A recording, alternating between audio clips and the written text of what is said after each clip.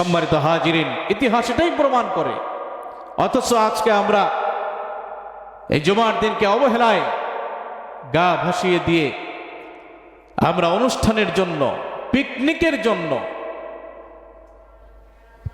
ভ্রমণের জন্য এবং সবশেষ এই সমস্ত দিন, এগুলোর জন্য তো আমরা জুমার দিনকে ঠিক করি, নির্ধারণ করি।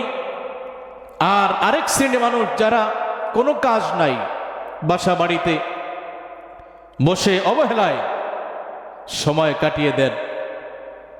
অথচ একটু খেয়াল করলে, চেষ্টা করলে সম্ভব আগে ভাগে মসজিদে আসা।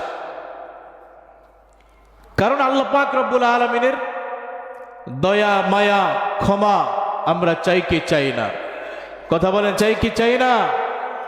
যদি আল্লাহর দয়া পেতে হয়, ক্ষমা পেতে হয়, ভালোবাসা পেতে হয়, তাইলে আমাদের জীবনের সব কিছুর ঊর্ধ্বে আল্লাহর মহব্বত, আল্লাহর ভালোবাসা, আল্লাহর ভয় নিজের দেহের মধ্যে চেষ্টা, সাধনা দরকার আছে না নাই? আল্লাহ বলছেন, লন তানালুল বিররা হাত্তা তুনফিকু মিম্মা তুহিব্বুন।